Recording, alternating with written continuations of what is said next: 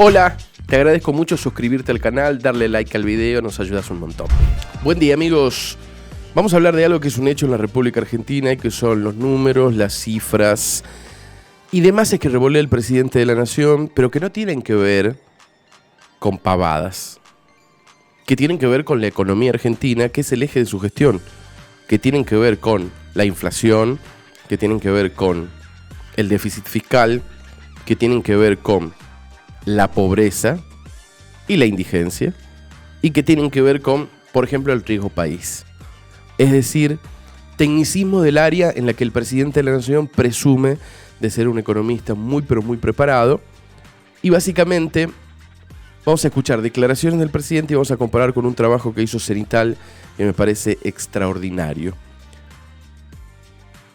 Para ir hacia algo que al final podría analizar yo y cada uno de ustedes en base a, 1, ¿es insostenible el discurso del presidente? Número 2, ¿el presidente miente a sabiendas o miente sin saberlo? Es decir, ¿está convencido de eso y lo toma como una verdad y no sabe que está mintiendo? ¿O directamente sabe que está mintiendo y lo hace sin ningún tipo de pudor a través de la palabra presidencial? Ahí creo que hay una llave interesante. Lo primero, punto número 1, inflación del 17.000%. Recuerdan, ¿no? El presidente Milei hablando de que vamos o íbamos a una inflación del 17.000 y comparada con el 50 que va a tener este año, 50 y pico, al final, fíjate cómo nos salvamos. Y vamos a escuchar varias veces lo mismo para casualmente darnos cuenta que es una situación sistemática, es decir, un discurso aprendido en un manualcito que lo voy a repetir hasta el hartazgo. Número 1, con Majul. Inducida, la inflación que está generando la macro argentina hoy, ¿sabe de cuánto es? ¿De cuánto? De 0,5. Quiere decir que la Argentina, de estar viajando a una inflación del 17.000, pasó a viajar a una inflación del 5 o 6% anual. ¿Cómo? Si eso no es un logro, si eso no es gestión, no sé cómo se llama. ¿Y ministerio por ministerio? Vamos, ministerio. Lo vas a escuchar acá con Antonio Laje. Nuevamente, inflación 17.000. Ahí va. Si vos tomás la inflación del último mes, que fue 3,5%, eso anualizado te da 50. En rigor te da 51, pero digo, estoy redondeando. Sí. La verdad que el logro de bajar la inflación de 17.000 a 50 es enorme. Y eso le tenés que sumar algunas cosas interesantes frente a otros casos exitosos de estabilización. Porque en principio... Nuevamente, bajar de 17.000 a 50 es un gran logro. También lo dice con Gabriel Anhelo, de otra forma, pero también sobre el mismo concepto, acá. Presidente, ¿la batalla de la inflación ya se la ganaron? ¿Ya está terminada la batalla a la inflación o todavía hay que seguir luchando? No está terminada, pero está muy encauzada. Consideremos lo siguiente, porque a veces se pierde el orden de magnitudes de lo que se está haciendo. Pero nosotros cuando llegamos al poder, la tasa de inflación venía viajando al 1,2% diario. Eso es una tasa anualizada del 7.500% anual. Es más, si usted toma los precios mayoristas del mes de diciembre, dio 54%. Eso anualizado da 17.000. Es decir, que nosotros enfrentábamos un proceso hiperinflacionario, o sea, la economía traía una dinámica que iba camino a una hiperinflación donde los precios venían viajando al 17.000% anual. Nuevamente. A ver, en el coloquio de idea de la semana pasada, todas estas notas en diferentes momentos del año, con diferentes, bueno, con los periodistas que siempre dan nota al presidente, pero también incluso en discursos, en este caso en el coloquio de idea. Esto fue la semana pasada, 18 de octubre, lo decía así. Y básicamente la inflación de septiembre fue del 2%. Es decir que de tener la inflación en el 17.000, la llevamos al 28% y no tengan duda que la vamos a seguir bajando. En ese caso, primero es del 17 al 50 que sería anualizada, pero después del 17.000 al 28, pero bueno, en fin, nuevamente aparece ese número. El último, ante la Cámara de Comercio en agosto, también lo mismo. Entiendo que los economistas, como presagiaban todo tipo de calamidades, no quieran verlo así porque, digamos, van a quedar en evidencia en sus errores. Pero 54% mensual anualizado es el equivalente a 17.000. Y la realidad es que el último dato de mayoristas fue 2,7%. Es decir, anualizado eso da 35%. Vaya si no es un tremendo logro digno de un reconocimiento histórico para el ministro Caputo pasar del 17.000 al 35. Nuevamente, y un logro del ministro Caputo, del 17.000 al 35. En ese marco, Cenital hace una investigación en donde compara esto con la opinión de muchos economistas argentinos. Es decir, esto es un número posible, íbamos hacia ahí. Y entonces vamos a escuchar a varios economistas de consultoras privadas. Muchas consultoras de estas también están midiendo, por ejemplo, la imagen presidencial. Y esta es la misma gente que le da al presidente una imagen positiva todavía de más o menos el 50%. Por lo cual, no estamos hablando ni de economistas kirchneristas, ni de cucas, ni de nadie vinculado. Estamos hablando de economistas del sector privado. Vamos, inflación del 17.000. Dice Gonzalo Guilardi, economista en jefe de la consultora Audemus. Mide también imagen, y mide una imagen muy alta de Milei. Él mismo dice, textual, para estimar el 17.000, el 7.500 o el 3.700 que usa el presidente, tenemos que hablar de que usa datos diarios y supone que estos datos se sostienen en el tiempo. Pero para estimar la inflación del 28% usa datos mensuales y la estima a 12 meses. Eso solo ya es sumamente incorrecto. Más allá de que proyectar la estimación de un día en particular a todo un año y sobre todo en un mes como diciembre, es hacer trampa con los números. Uno más, Emiliano Lidman, investigador de Fundar. Textual, Milei analiza el dato para que impresione la diferencia. Con la misma lógica se podría tomar la caída del consumo de los últimos meses o la pérdida del poder adquisitivo de docentes universitarios en dicho mes y analizarla. Pero también sería tramposo. Por ejemplo, si uso las formas de Milei, el estimador mensual de actividad económica, que se llama EMAE, cayó 1.4% en marzo. Comparado con febrero, si uso los datos del presidente, podría decir que la EMAE va a caer 18,15 al año. ¿Eso estaría bien? No. Dice Lorena Giorgio, economista en jefe de Equilibra, otra consultora privada. La inflación de diciembre pasado, previa a la devolución del día 13, venía impulsada por la inercia de los meses previos, alimentada por la fuerte emisión monetaria, pero además por un significativo remarcamiento de precios por parte de empresas que esperaban que el nuevo gobierno haga un ajuste cambiario apenas asumido. Ese comportamiento especulatorio y o precautorio no es algo que se pueda sostener en el tiempo, termina ajustándose por cantidad vía recesión. Por eso, no es correcto anualizar ese ritmo de incremento diario en una época de gran incertidumbre. De hecho, post-devaluación y con tipo de cambio anclado, escuchen esto, ¿no? Textual. Fue la reducción de los márgenes de las empresas lo que explica buena parte de la moderación de la inflación mensual. Uno más. Sebastián Menescaldi, director de la consultada EcoGo, agrega, textual, Milei en general solo toma los precios mayoristas, pero los precios mayoristas no forman parte básica de la canasta de consumidores, ni ahora ni en diciembre. Son precios que no impactan de ninguna manera en la vida de los ciudadanos, sino más bien en la vida de las empresas. 1. Inflación al 17.000. Las trampas de medir, de agarrar un dato diario y anualizarlo como si este dato, lo que este día pasó, se va a sostener durante todo el año.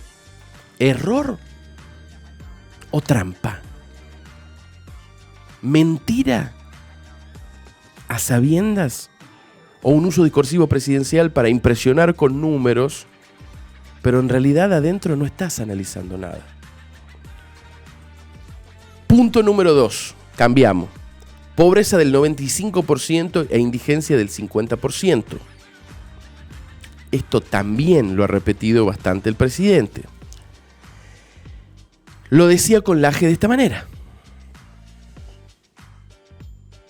Entonces, la contracara era ir a la hiper, la contracara era 95% de pobres, la contracara era 60% indigentes.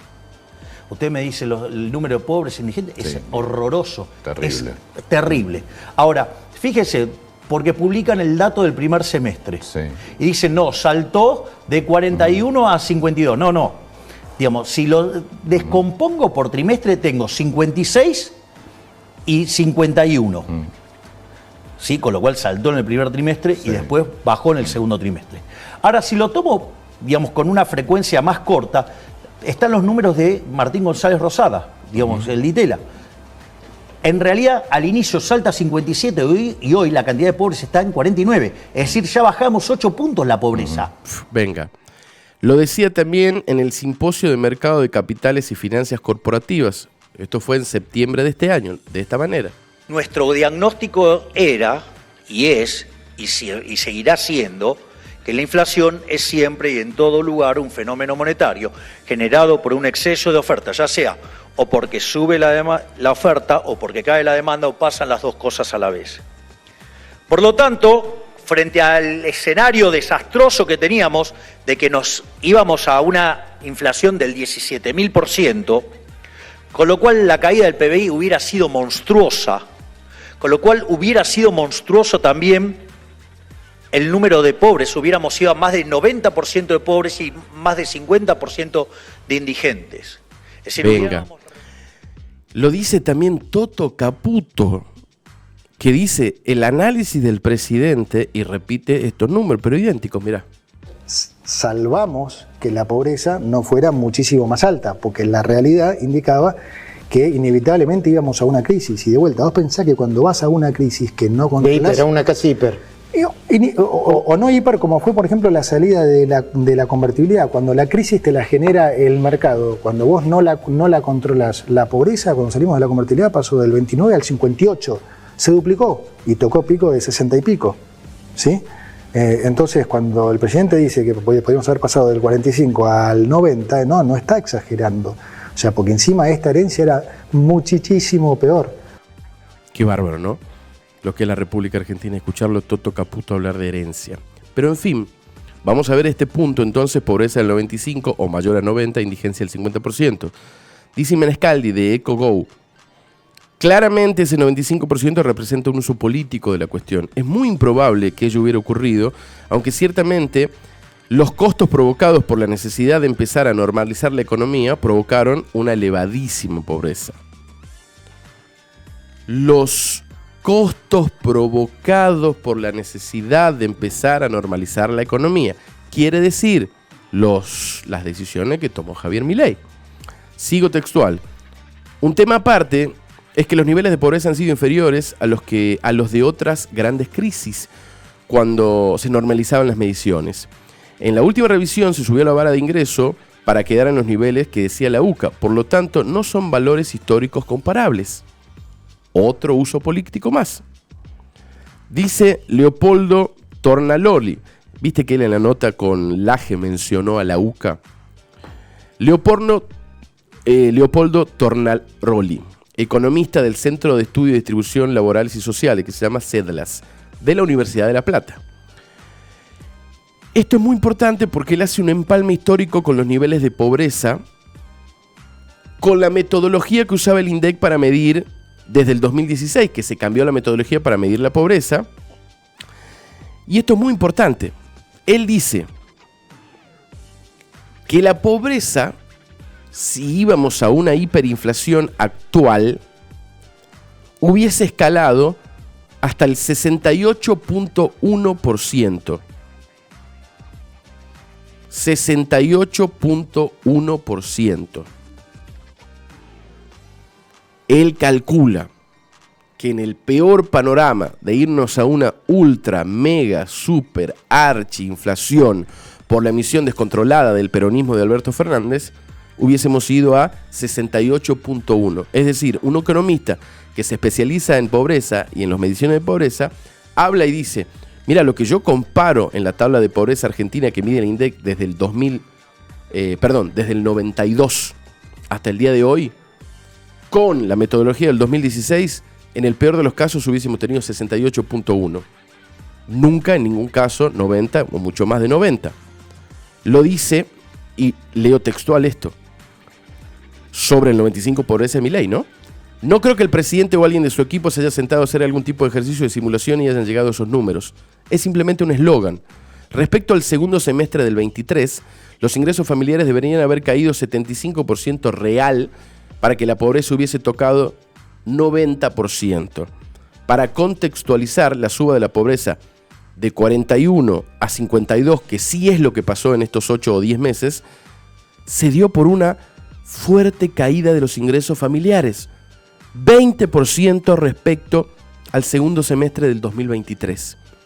Lo que dice este señor es que con la metodología del 2016, la pobreza del 52%, como ha sido la pobreza de ahora, que se midió hace un mes en la Argentina, se dio no por la fuerte inflación del año pasado, que seguramente colaboró, ojo, de la cual yo fui muy crítico. La emisión monetaria de la campaña del peronismo fue aberrante.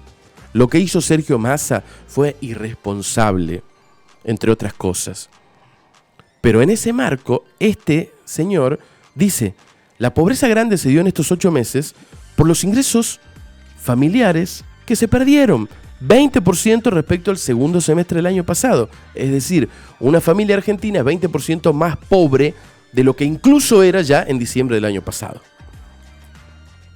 De igual manera, en el peor panorama, nunca hubiésemos tenido 90 o más de 90% de pobres. Y hablo de el peor panorama, incluso peor de la crisis del 2001, que este señor que se dedica a eso lo simula.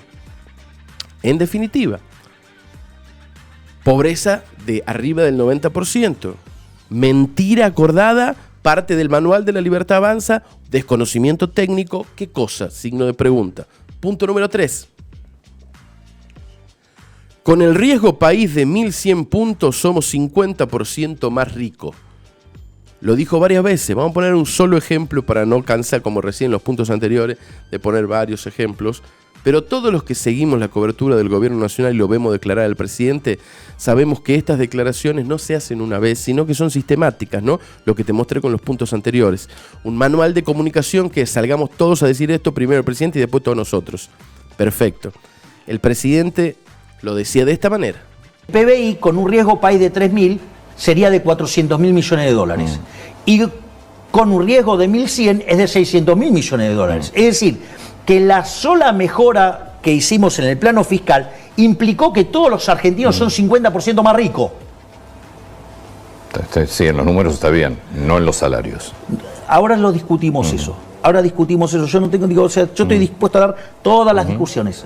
Digo, yo no voy a esquivar ninguna. Lo que digo es, ¿usted quiere un riesgo país de 3.000? Bueno, de lo que tiene hoy va a perder un tercio. Nosotros, en ese equilibrio, si usted quiere, digamos, es 50% más. Venga. ¿Sí? Entonces, con el riesgo país de 1100, los argentinos somos 50% más ricos. No se nota en el día a día, ¿no? Uno va a comprar la carne, el pan, la leche, va a comprar pañales para el hijo, va a pagar la prepaga, va a pagar el colegio, va a pagar el alquiler, etcétera, etcétera, y no nota de ninguna manera que es 50% más rico, ¿no? Parece una tomada de pelo. Vamos a leer lo que dicen los economistas respecto a esto. Insisto, no lo dijo una vez el presidente, lo dijo 2 o 3 veces en estas últimas semanas. Fausto Espotorno, director de la consultora Orlando Ferreres y Asociados y es ex integrante del Consejo de Asesores del presidente Javier Milei. Alguien que fue asesor del presidente. No sé de dónde saca el monto de la relación, pero naturalmente a menor riesgo país, más inversión y en mayor entrada de capitales tiende a aumentar el PBI. Ahora, ¿somos 50% más ricos? Lo pondría en duda. Menescaldi, de EcoGo. Es cierto que una reducción del riesgo país mejora la riqueza general del país. Esto es porque una de las formas de ver el valor de las cosas es descontar los flujos futuros por una tasa de interés que es menor. Ahora, este efecto en principio es solamente para los dueños de los activos. Que no somos vos y yo, que no somos los trabajadores de la República Argentina, que no es el pueblo, que no somos los ciudadanos de a pie. Los dueños de los activos. ¿Quiénes son? Los bancos, el sistema financiero en general, ¿no? Los bancos, la mesa de dinero, la timba, etcétera, etcétera. Ahora, este efecto en principio es para los dueños de los activos de la economía. O sea, sigo textual, no se traduce necesariamente de la misma forma a toda la población. Y además, no se traduce necesariamente en una mejora de los ingresos de la población. Liedman, de Fundar, textual. Milei estima el efecto de la baja del riesgo país con un ejercicio que no es suficientemente robusto como para llegar a esta conclusión. Probablemente sea cierto que lograr consolidar una baja del riesgo país redunde en un mejor desempeño económico, pero la conclusión se desprende de la correlación entre el riesgo país y el PBI. Correlación no implica causalidad. Es incorrecto extrapolar de esta manera. Adicionalmente, es cierto que somos un 50% más rico, pero, y pregunta, ¿en dónde vemos esa mayor riqueza? ¿No sería lógico que la economía volara si la Argentina hubiese tenido un 50% de aumento de riqueza? Lo decimos en el medio de la peor recesión de la historia argentina, con una caída del consumo respecto al año anterior, incluso más fuerte que en la pandemia.